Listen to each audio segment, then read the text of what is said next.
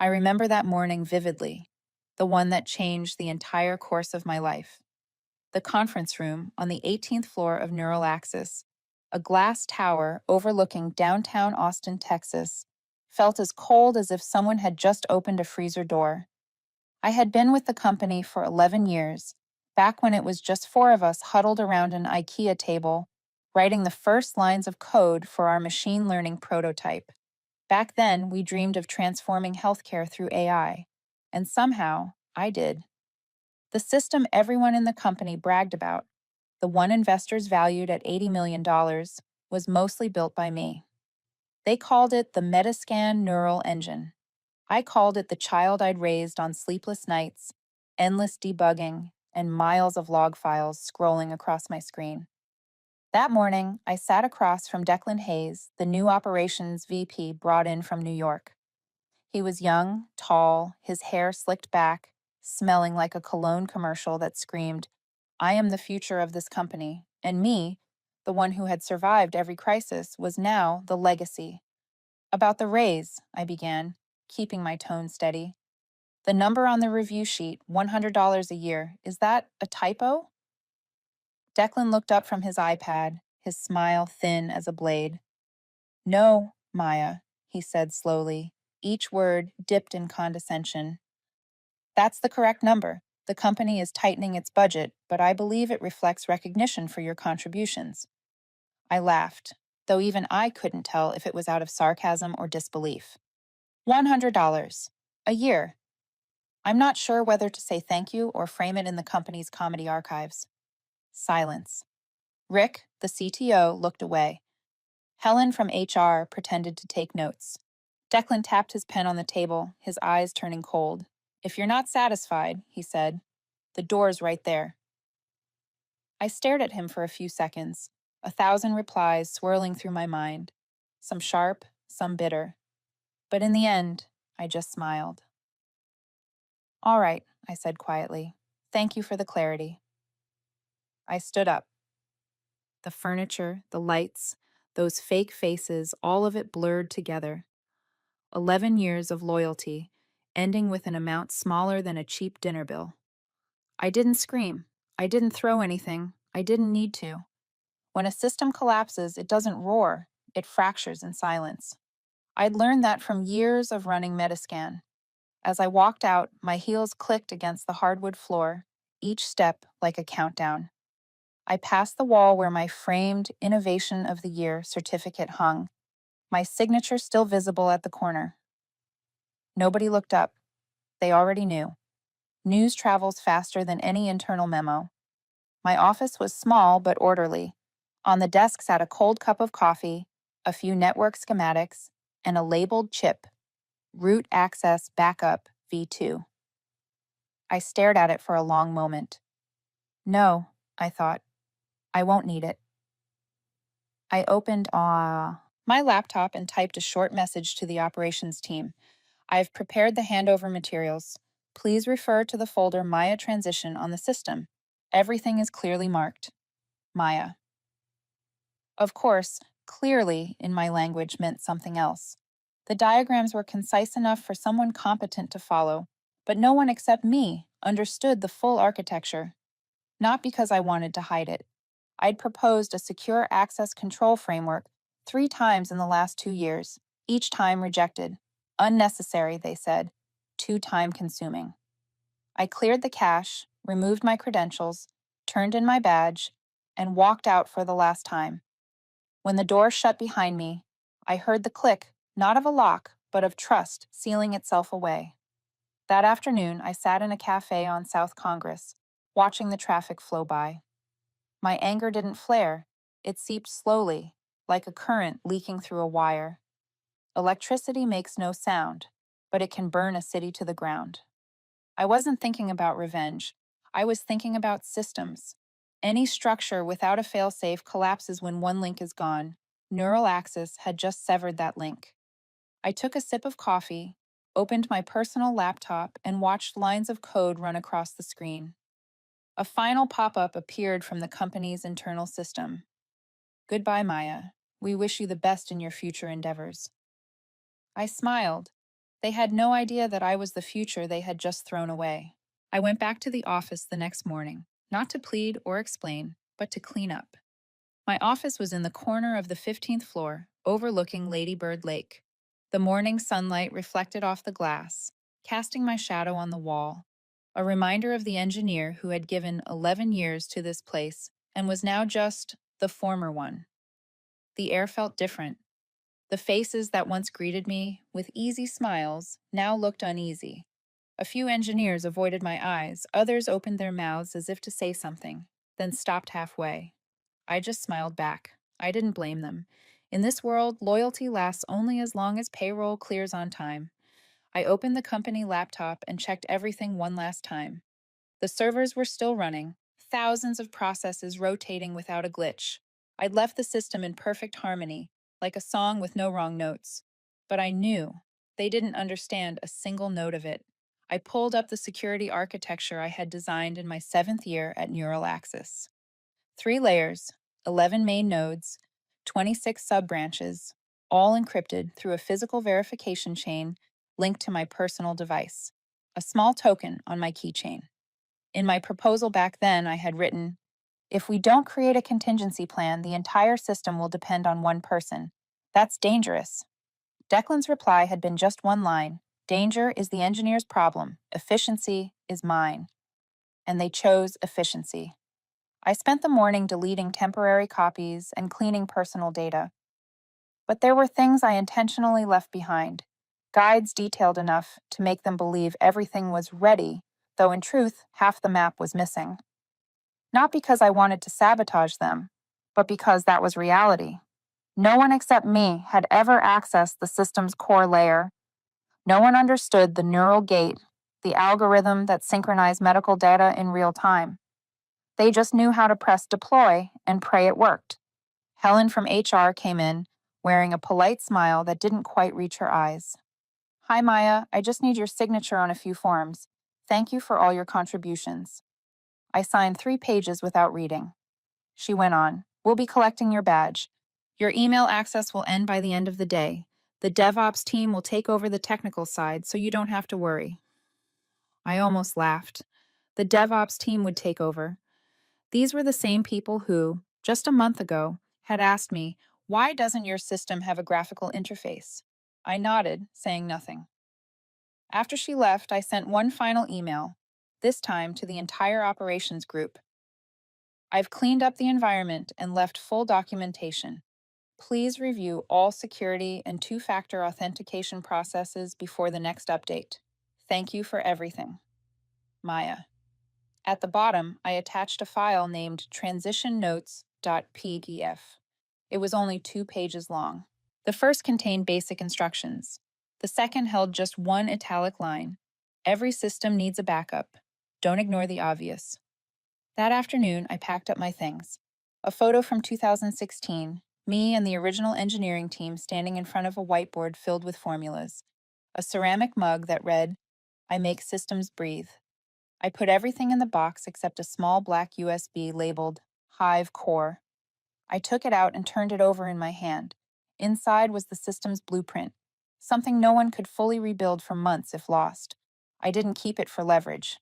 I kept it because it was mine, the part of my life they couldn't buy with a paycheck or a bonus. As I stepped out, Declan came out of the conference room, phone to his ear. He glanced at me, smirking.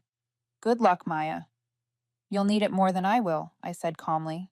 He frowned, maybe confused. Or maybe he understood and was just too arrogant to care. That night, in my small apartment in South Austin, I opened my personal laptop. I logged into Neural Axis's public monitoring dashboard, not to interfere, just to watch. Everything was green. The nodes were stable. Logs ran smoothly. Perfect. I watched streams of medical data flow, hundreds of patients diagnosed through the tool I'd built.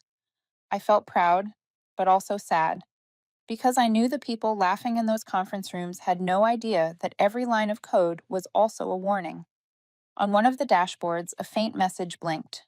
"Token not changed for 30 days. No one noticed. They never do. 2 days later, I received an automated HR email. "Your company account has been deactivated. Neural Axis thanks you for your contributions. We wish you success in your next journey. I smiled softly. The thing they called deactivation applied only to the user account. The system itself was still running on the original credentials, mine. It wasn't their fault. It was the cost of complacency, a virus more dangerous than any malware, and me, the living firewall of the company, had been deleted from the system. But the funny part was, they had no idea I still held the key. As I shut the laptop, the sunset fell across the keyboard. I closed my eyes and took a deep breath. Not because I wanted revenge, I was just listening to the system breathing, the sound that only I could ever understand. Then I smiled. Sleep well, Neural Axis, I whispered. Let's see if you survive the next update. 3 days after I left Neural Axis, my personal inbox started filling with automatic error alerts from the system I used to manage. Nothing serious, just small warnings. Subnode response time decreased by 8%. Minor desynchronization in backup data region. Those weren't critical. I'd seen them hundreds of times, and a few quick commands would have fixed everything. But I knew no one there would understand what those messages meant. I didn't plan to interfere. I had left, and as an ethical engineer, I respected boundaries. But Declan didn't. I heard it from Derek, an old friend from the dev team. He called me on a Thursday evening, his voice lowered like he was afraid someone might be listening. Maya, you have no idea what they're doing. Declan brought in an outside consulting team from New York. They're modifying the core, saying they want to simplify the architecture. I let out a dry laugh. Simplify? That system will blow up if you touch it wrong. It was optimized with 11 years of experience, not a PowerPoint deck from consultants. Derek sighed. I know, but he's the boss now. He's trying to prove he doesn't need you. That line made me sit still for a while, not out of anger, but because I understood. People like Declan don't just remove others. They erase evidence that anyone ever did better than them. The next day, Neural Axis's internal bulletin published an announcement. The company launches the Recode Initiative, restructuring the infrastructure to boost performance by 20%. The photo showed Declan standing in front of a big screen, hand raised, smile gleaming like a toothpaste ad. The headline beneath read, "The future of Neural Axis begins with change." I couldn't help laughing. They called dismantling what they didn't understand change. Through Derek, I learned Declan was restructuring the patient data management module, the system's most critical part. He told the consultants to remove unnecessary code layers, not realizing those were the self-repair security modules I'd added after the 2019 cyber attack. One night, Derek texted me. He just deleted a file called neuralbridge.conf. Now the backup system can't sync. Do you still have a copy? I stared at the screen, my fingers brushing the Hive Core USB. I had everything, but I didn't reply. Because I knew, the more I intervened, the deeper I'd be pulled back in. I had been the one saving them from crashes, outages, and near disasters that customers never even knew about. Now they'd have to learn on their own. I only hoped they learned before it was too late. But Declan didn't stop at the code. He held a company-wide meeting and announced that Maya left behind an outdated, overcomplicated system, and that Recode will free Neural Axis from its past. Derek told me afterward that Declan winked at the exec team and joked, half serious. We can't let one person understand everything. That kind of control is more dangerous than a security flaw. That line froze me when I heard it. Not wrong, but ironic. He was proving the exact opposite. I kept watching from afar. A week later, the public Neural Axis dashboard started showing irregularities. AI processing speed dropped by 15%. Several intermediate nodes are disconnected. 403 unauthorized errors tripled. I knew exactly what was happening. They were tampering with the access control layers and accidentally locking themselves out of the data streams. When a system's protection is automated, it doesn't distinguish between a hacker and an idiot. I could picture Declan in the boardroom, frowning, barking into his phone, ordering the engineers to check again. Probably saying things like, "Don't panic, every system has bugs. We just need to reset. Blame AWS." Everyone loves that excuse. And when the reset failed, he'd tell them to temporarily bypass authentication to keep services running. I sighed. Bypassing authentication is just opening the door to chaos. I remembered the day I designed that system, built for absolute safety, not convenience for some new executive. Every module had self verification and auto recovery. It only ran when all physical credentials matched. What Declan was doing, stripping or simplifying those layers, was like pulling the pin from a grenade without realizing it was still in his hand. One late night, Derek messaged again. He's demanding root access. But your token's I still the default. No one can replace it because the system requires biometric verification. I paused for a moment, then replied, That's not a bug. That's the design. Derek sent back a bitter smile emoji. I could picture them scrambling under fluorescent lights, engineers running around searching for documentation. But there's no manual for arrogance. The next day, Neural Axis's LinkedIn page posted a new update from Declan. Innovation requires courage. Sometimes you have to dismantle the old to build something better. The post had over 200 likes, mostly from people who didn't know a single thing about code. I smiled, closed the page. In the world of tech, people like him live on short-term impressions. People like me build long-term systems. And the problem with long-term systems is, when they collapse, they don't send a warning first. I stepped out onto the balcony, looking over Austin's night lights. I no longer belonged to Neural Axis, but a part of me still lived in every line of that code, and I knew. All it would take was one more mistake, and that system would protect itself in a way no one expected. Collapse never arrives with noise. It starts with faint signals, small enough to ignore until it's too late. About a week after I left Neural Axis, the first cracks appeared.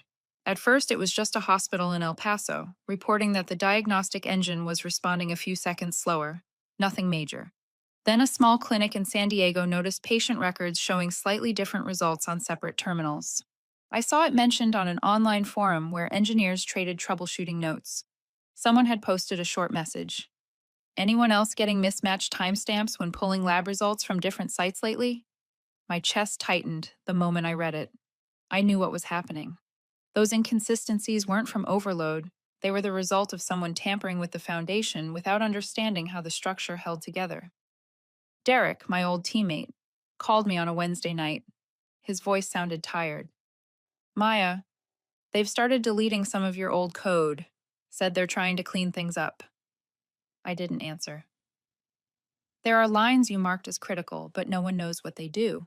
They said if we don't understand it, it's probably unnecessary. I laughed, not out of humor, but recognition. I'd heard that line too many times. That same arrogance was why I'd written entire proposals for redundancy plans, access delegation, and incident response. None of them were ever approved. By the ninth day, it was no longer subtle. A hospital in Missouri reported that patient records didn't match between departments. In one case, a doctor saw pneumonia while the nurse's screen showed a blank file. That wasn't just a technical issue anymore. It was endangering lives. Inside Neural Axis, the engineering team panicked. They sent frantic emails, scheduled emergency calls, stayed up all night, but no one had an answer. I could picture it all. Young engineers hunched over flickering screens, sweat forming along their foreheads, fingers trembling over keyboards. Meanwhile, Declan, the man who promised a great restructuring, was telling the board, these disruptions are just temporary side effects of an outdated, overly complex system. Nothing to worry about, we're improving. He didn't realize that every line of code deleted without understanding was another thread pulled from a stretched web. There was a new engineer named Alex. He was the first to notice a small piece of code I had written in the system's earliest days.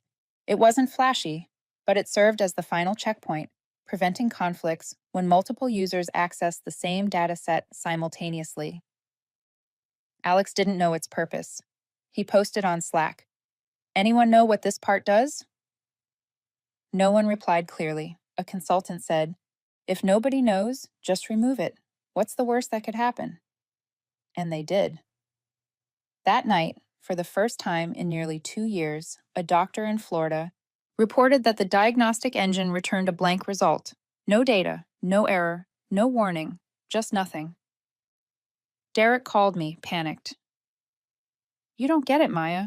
The system isn't crashing. It's quiet, like it's refusing to run. I closed my eyes. That was when I knew. The system had started to withdraw. The next day, the public monitoring dashboard slowed noticeably. A small red chart blinked, showing that the backup nodes were now 3 times slower than normal. I had designed the network so that if one part failed, the others would automatically compensate. But when even the backups began to lag, it meant they had destroyed the escape route. Around midnight, Derek texted again. They're about to do something reckless. Declan just proposed disabling one of the authentication layers to keep the system from freezing. You know what that means. I knew. When you start cutting the last safety checks just to make a system look like it's running, you've already entered the kill zone. I didn't reply. I just stared at the stream of data on my screen, the numbers slowing, breaking apart. They looked like the heartbeat of a comatose patient. The monitor still silent, but anyone who understands knows the crisis has already begun. And this time, there was no one left to save it. Monday morning. Austin was gray, the kind of dull sky where mist and drizzle blur together into a thin film across the window. I made a cup of black coffee and opened my personal laptop out of habit, as if it were just another workday at Neural Axis. But today, something was different. I didn't need the alert dashboard to tell me the system was collapsing. I could see it in Derek's uneasy eyes through the phone screen, hear it in the way he whispered, "It's bad, Maya. The system's rejecting user access." The call came in at 7:12 in the morning. Seattle's logistics team can't log in, Derek said. Their dashboard's completely blank. They sent a screen recording. It's just a spinning circle that never ends. I froze for a second, the coffee halfway to my lips. We've tried everything, he went on, his voice rising with each word. We reset the backup servers, rebooted the recognition module, even disabled a few security layers to ease the load, but nothing works. It's like the entire platform is rejecting us. I closed my eyes and set the cup down. I knew this moment would come. I wasn't a prophet, just someone who had warned them that if they touched what they didn't understand, the system would react. And when it did, it wouldn't scream or sound alarms. It would go silent and lock the door. By 9 o'clock, emergency calls started flooding the support. A clinic in Denver reported losing access to over 400 patient records. A major hospital in Ohio said its analytics dashboard, used to monitor ICU vitals, had gone completely dark. Everything still looked operational. The servers were running. No error messages appeared, but every entry point had been sealed, as if the system had shut off the lights and vanished from the grid. I sat in silence. On my monitor, the public metrics graph flattened into a strange calm. No movement, no rhythm, no breath. A system that crashes is easier to fix than one that refuses to run without explanation. Because at that point, you don't know if you're dealing with a malfunction or a decision. And I knew this system never made the wrong one. Derek called again. His tone had changed. No longer fear, just exhaustion. They can't get in, he said. We've been locked out of our own platform. Every root credential, every backup code, denied. It won't recognize any token except the original device. I didn't have to ask. I knew what that device was. The USB is sitting on my desk. Meanwhile, Declan held an emergency meeting with the DevOps team. According to Derek, he didn't shout or panic. He simply stood before the projected status board, face calm, as if this was all part of the plan. We're going through an internal audit, Declan said. It might be a scheduling error or a token sync issue. No one is to panic. He used the phrase internal audit as if hundreds of doctors and nurses weren't locked out of life-saving data, but just stuck in some routine puzzle. To stabilize the situation, he ordered the engineers to lower the priority of all automated alerts, stop sending panic emails, and specifically shut down the Slack thread #SOSTemp. Because, as he said, worry only makes things worse. I leaned back in my chair, feeling something rise in my chest, something I couldn't name. Not triumph, not satisfaction, a deep sadness. Because I knew, if they had read the notes I left, If they had taken the time to understand how the system breathed, if they had listened to me just once, this wouldn't be happening. By noon, an internal email leaked online, this time from a company legal advisor. If the platform is not restored within 6 hours, we will officially breach our SLA agreements with at least 3 major healthcare partners. Preliminary estimated damages, 6.8 million USD. And that was just the surface. Outside, clients began posting publicly. A hospital in California wrote on LinkedIn, "We expect stability from our tech partners the way we expect it from a heartbeat. No one wants their patients suspended in the silence of a frozen system." By evening, I received one last message from Derek that day. Short. One line. "Maya, the backup system just denied the final admin credential. We've officially lost control." I stared at the message, then out the window.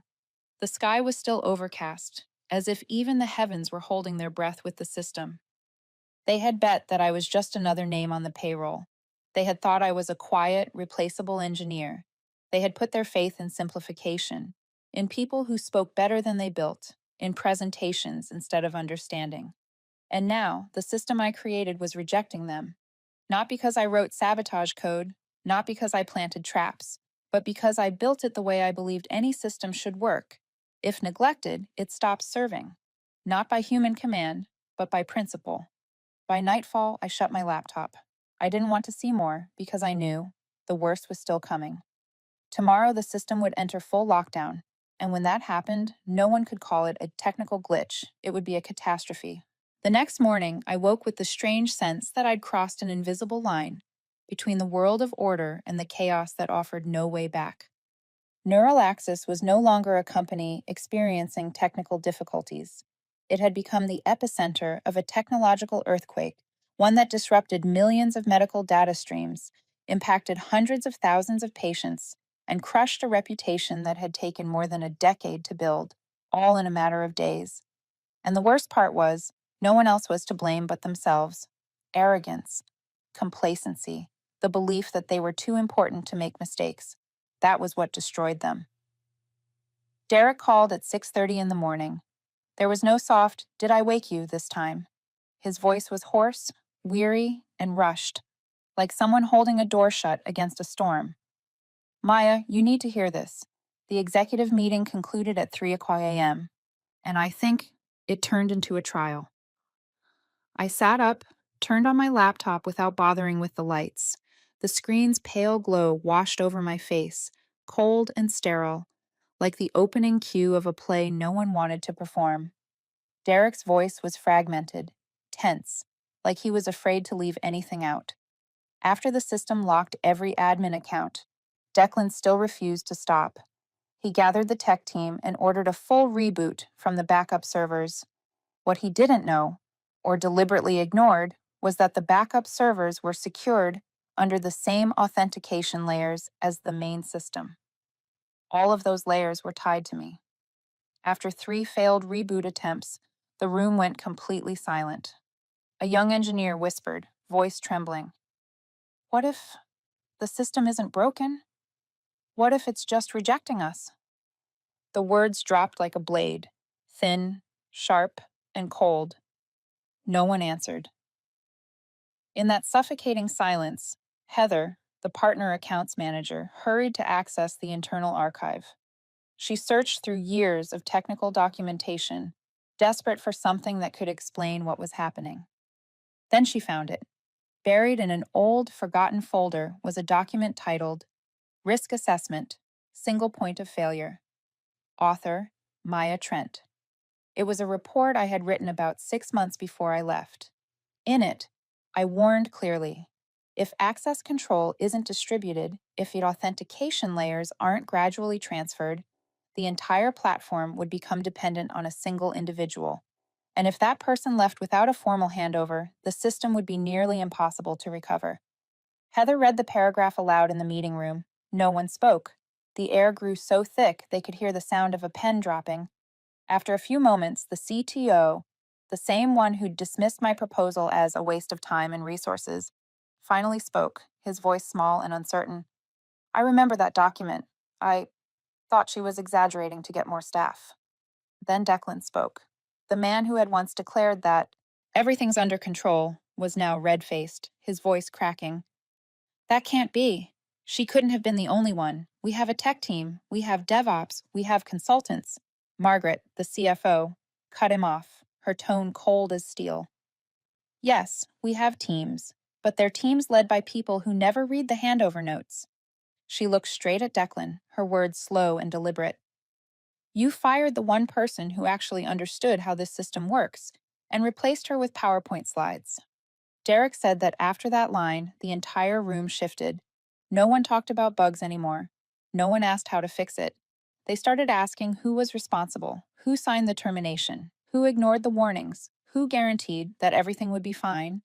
Email chains were opened, signatures highlighted, and every thread, every trace, led straight back to Declan. Margaret ended the meeting with one sentence that hung in the air like smoke. We weren't hacked. We weren't attacked. We weren't sabotaged. We were abandoned. A short sentence, but enough to crush every breath in the room. I sat there listening to Derek recount all of it, feeling nothing, not vindication, not anger, just emptiness. Because I knew it didn't have to come to this. I had warned them. I had spoken. They just never listened. A system doesn't need to be attacked to collapse. It only needs to be neglected. When Derek finished, I stayed quiet for a long time. Images came flooding back. Me years ago, sitting alone in a small office, coding past midnight, drinking cold coffee, writing risk prevention plans in silence, filing them away into folders no one ever opened. I wasn't proud. I wasn't bitter, just relieved. Because finally, they had seen what I'd been saying for years. Real value doesn't come from the loudest voice, but from the one willing to speak when no one else wants to listen.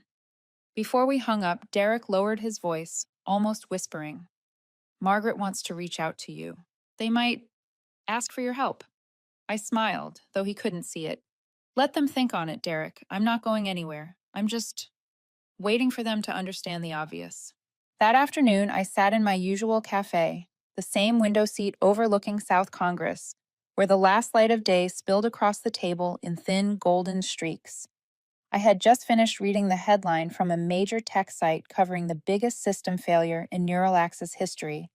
In bold letters, it read, Neuralaxis $80 million medical AI system crashes nationwide. Hundreds of hospitals lose patient data access. Below it were hundreds of comments, some mocking, others furious. But one stood out, holding me still for a long moment. Rumor has it the woman who built that system got fired for asking for a $100 raise. I let out a quiet laugh, half bitter, half amused. Rumors travel faster than any official statement, and for the first time, my silence began to carry weight. About an hour later, my phone buzzed. Not Derek this time. A number I didn't recognize, but the Austin area code told me enough. I knew who it was. I let it ring 5 times before picking up. Maya, a calm, controlled voice said. This is Margaret Delaney. We need to talk. I didn't answer right away. Through the line, I could hear her breathing, steady but heavy, laced with fatigue, restraint, and something faintly resembling remorse. The company's in crisis, she said finally. We need your help to restore the system. Whatever terms you name, we'll consider them. I leaned back, eyes on the people outside, laughing and walking under the warm light of late afternoon. Life moving on, untouched by the implosion of Neuralaxis. I thought for a few seconds, then spoke evenly. There's nothing for me to restore. Everything's still there. You just don't have access. The system is only doing what it was designed to do. Protect itself. Margaret didn't respond. I heard the faint rustle of papers. Notes for the call, probably. What will it take for you to help us? Her voice was softer now, no longer the cold CFO I once knew. I glanced at the clock. The minute hand crawled forward. This isn't about what I want, I said quietly. It's about value. The same value you traded for a PowerPoint on productivity. 3 hours later, an email arrived from Neural Axis. The subject line read, Urgent Collaboration Request, Neural Axis System Recovery Project. The message was carefully worded, independent consulting contract. Rate, $2,000 per hour, with the first 10 hours prepaid. Full technical authority during recovery operations. And one clause, written at my insistence, the company will issue a public apology acknowledging that the termination of Maya Trent was a mistake. I reread every line, not for typos, but for tone.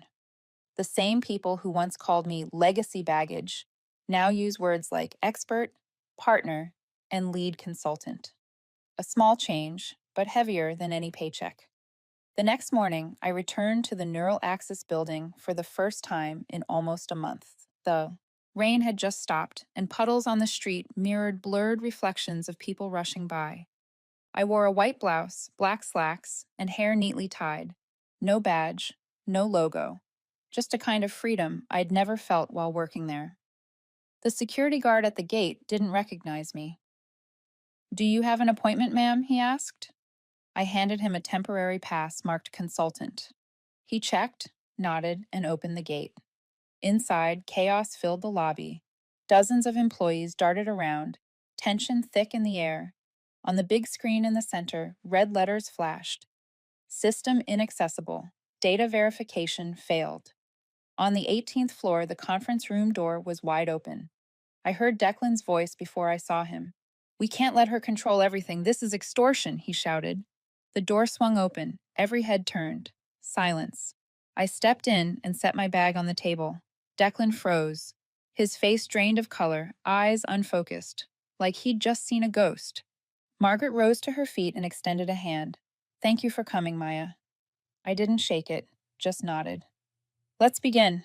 The longer we wait, the deeper the lockout gets." No one said a word. I opened my laptop and plugged in the device. A single line appeared on the main display. Access recognized. Maya T. The room seemed to hold its breath. Then, slowly, data began to move again. Graphs revived. Systems flickered to life. Soft light from the monitors spread across the room like the first sunrise after a long night. Within minutes, hospitals started reconnecting.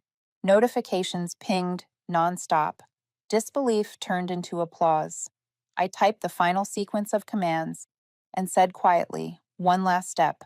I'll complete the restoration once you sign the final clause." Margaret nodded, understanding. Then she turned to Declan. "You're done here. Leave." His mouth fell open. "What? No," Margaret cut him off. "You're the one who cost us nearly $20 million in 48 hours. Walk out now before I have security do it." He stood frozen for a few seconds, then stormed out, slamming the door so hard the walls shook. I watched him go, not angry, not triumphant, just calm.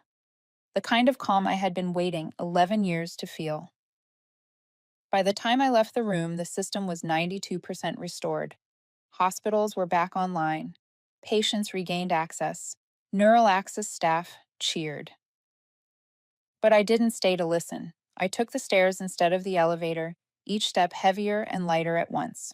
Before leaving, I paused in the lobby before the polished plaque that still read Innovation of the Year, my name etched in the corner. I brushed my fingers over the signature and whispered, just for myself, "This time, I didn't save them. I saved my work." That evening, an email arrived. Neural Axis has officially signed a consulting agreement with Maya Trent. The company acknowledges serious failures in personnel management and individual value assessment. A public apology will be released within 24 hours. I read it once, then closed my screen. Outside, the sunset painted the sky in shades of orange and gold, like the quiet end of an era. I hadn't come back for revenge. I came back to prove one simple truth. Real worth never disappears. It just waits to be recognized. The next morning, I returned to Neural Axis. This time, no one looked at me like a stranger. They stepped aside as I walked down the hallway. Some nodded slightly. Others kept their eyes on their phones, pretending to be busy. It wasn't pride I felt, or satisfaction. It was a quiet stillness, the kind that follows a fire when only embers remain. The server room was in the basement, the same one only I used to frequent. The security door was still intact. The eye scanner beeped softly when I looked into it. The green light came on. The door opened. Cold air hit my face.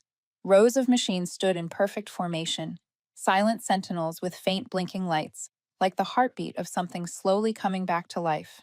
I set my bag on the table, connected my device, and sat down in my old chair. It creaked just the same. That sound softened me a little. Only this time, I no longer belonged here. I opened the recovery interface and entered the access string. The system recognized my credentials instantly. The main screen flared to life, maps of hospitals, clinics, and medical centers lighting up one by one with the same status: restoring. The DevOps engineers stood behind me, watching. No one spoke. They looked on like students witnessing someone translate an ancient language they'd never known existed. A young woman hesitated, then asked, "Did you really build the whole thing yourself?" I didn't turn around. I smiled faintly. I just helped it learn to stand. The rest, it did on its own. The system responded. Streams of data began to move again, glowing lines weaving across the map. Minutes later, the first hospital reports arrived. Connection restored. Patient records accessible. AI diagnostics stable. I typed a few final commands and launched a full integrity check. Each alert flickered, then disappeared, like small wounds quietly closing. Margaret entered the room and stood behind me. Her voice was lower than usual, softer. "No one thought you could do this so fast." I kept my eyes on the screen. "It's not fast, it's because I never really left." When everything stabilized, I opened a document, a plan I'd written long ago but never had the chance to submit. File name: Decentralization and Post-Crisis Recovery Framework. I sent it to Margaret's inbox, then turned in my chair. "I won't let this system depend on a single person again," I said. "When I walk away this time, it'll stand on its own, even without me." Margaret nodded. "Understood. You'll have full authority to implement it." She paused, then met my eyes. "But I need to say this. On behalf of the company, I'm sorry." The words weren't dramatic, but they were sincere.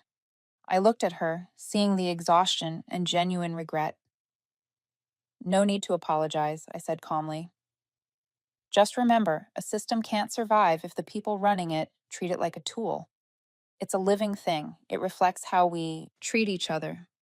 Margaret gave a small nod and left, the hum of the servers filling the silence behind her.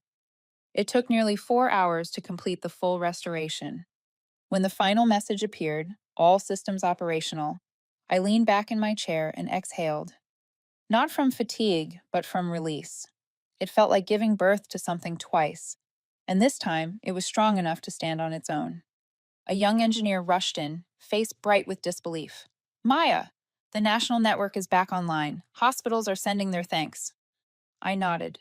"Good. Now, back up everything, revoke my credentials, and distribute access to the 3 leads listed in the document I sent. No one should ever hold the only key again." He nodded quickly, eyes wide, finally understanding the weight of what that meant. By 2 in the afternoon, I packed my things. The room was bright now, machines steady, the system breathing again. People from the team stood up. Some came forward to shake my hand, others just watched quietly. I knew their gratitude wasn't only for saving the system. It was for the lesson that their company had paid for with its reputation. Before leaving, I placed a small drive on Margaret's desk. Inside was everything: the new documentation, operational protocols, up security diagrams, and one short note. "No system truly collapses if the people within it know how to listen. MT." By late afternoon, I stepped out of the Neural Axis building. Sunlight bounced off the glass panels, blinding enough to make me squint. Behind me, an era had closed. Ahead, the city went on as if nothing had happened. Cars, horns, the smell of coffee, the rhythm of ordinary life, unaware that a near disaster had just passed. I walked slowly, breathing in the warm air, lighter than I had felt in years. I was no longer the woman fired for asking $100 raise. I was the one who taught an entire company, and maybe the world, that respect can't be bought with salary or titles. It's built on understanding, responsibility, and knowing when to stay silent and when to speak. That night back home, I opened my inbox. Dozens of emails poured in from companies, from organizations, from people I'd never met who said my story inspired them. I opened just one. It was from Derek. No one here will say it out loud, but everyone's thinking the same thing. If Maya hadn't come back, we would have lost everything. Thank you, truly. I replied briefly. I didn't come back to save them. I came back to prove that real worth never disappears. Sometimes it just takes a collapse for people to finally see it. Then I closed the laptop, made a cup of tea, and watched the city lights flicker across the table. Tiny reflections like fragments of code I once wrote, once dismissed, now shining proof of what resilience looks like. I closed my eyes. No anger, no resentment, only peace. Because I knew the system, like me, had finally been restored. 2 weeks after leaving Neural Axis, I sat in a quiet interview with a small tech magazine in Austin. They wanted to uncover the secret behind the $80 million collapse. But what they really wanted to understand was the person who brought the system back to life. I smiled when the young reporter asked, "Do you ever regret not warning them more forcefully before you left?" I set my coffee down, looking out the window where the leaves were turning gold. "I did warn them," I said slowly. "But people only hear what they want to believe. The rest, they call noise." She wrote that down, then asked, "So who really owns that system now? You, the company, or both?" I stayed silent for a while. I thought of the long nights, the lines of code, the security layers, the access maps, and the people inside Neural Axis. People who once saw the system as a tool until it proved that they were the most fragile variables in it. "No one owns a system forever," I finally said. "The only person who can truly hold it is the one who understands that everything must be shared. Knowledge, authority, responsibility, not for safety, but for humanity." The reporter nodded, smiling, and ended the session with a softer question. "What's next for you?" I laughed. "Maybe teaching. I once built a system that learned on its own. Now I want to teach people not to forget how to relearn themselves." That evening, I walked through downtown Austin, the streets alive with neon and chatter. At one corner, a group of college students was talking about Neural Axis, saying my name, laughing, tossing around phrases like "she's a legend" and "DevOps Queen." I didn't stop. I just walked past, listening as the wind carried their voices away, feeling strangely light. When I got home, my inbox was full. Dozens of collaboration offers from startups and major firms alike, all saying the same thing. "We need someone who understands systems like you do." I read a few, then closed the laptop. I didn't need a job. I needed meaning. A week later, an email came from Derek. "Maya, you're going to laugh. Declan just left the company. Word is he's writing a book about organizational crisis in the digital age. Anyway, the system's been running smoothly. Everyone's following the decentralization plan you left. Margaret wants to send you a small gift. She says it's a token of gratitude. P.S. The young engineer you met in the server room got promoted to head of security."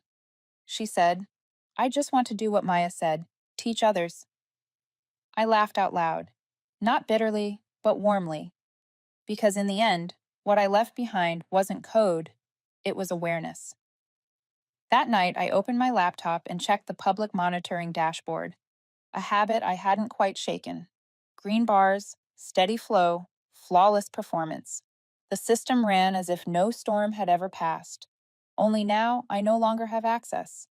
I had removed every trace of my credentials, wiped all special privileges. It didn't feel like a loss. It felt like watching something you raised finally stand on its own. I closed the laptop and poured a glass of wine. Outside, the first winter wind brushed past. I sat in the quiet, thinking of everything, from that cold meeting room where Declan said, "If you're not happy, there's the door," to Margaret's trembling voice saying, "We need you back." Just weeks apart, yet they felt like two different lifetimes. I realized every system, whether technological or human, needs one collapse to truly understand stability. Not stability through perfection, but through knowing when to pause, to listen, and to share power. The next day, the magazine published the article. Headline: The Woman Fired Over $100 and the Lesson of True Worth in the Age of AI. The comment section exploded with shares. One reader wrote, "She didn't seek revenge. She reminded us that dignity and intellect are never cheap." Another replied, "Sometimes the most human thing you can do for a system is let it crash, so it learns to rise the right way." I read a few, then shut the screen. I didn't need to read more. Later that night, my phone lit up with a new message. It was from Margaret. "Maya, thank you." I reread the note you left on the drive. There was a line I didn't understand before, but I think I do now. The one who truly keeps a system alive isn't the person with the password, but the one who believes it's worth saving. Thank you for believing, even when we didn't believe you. I read it without replying, just smiled. Outside, the city was quiet. I stepped onto the balcony and breathed in the night air.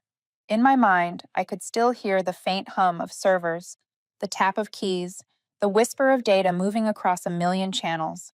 Not loud, just a gentle rhythm of something I once created. The system belonged to them now.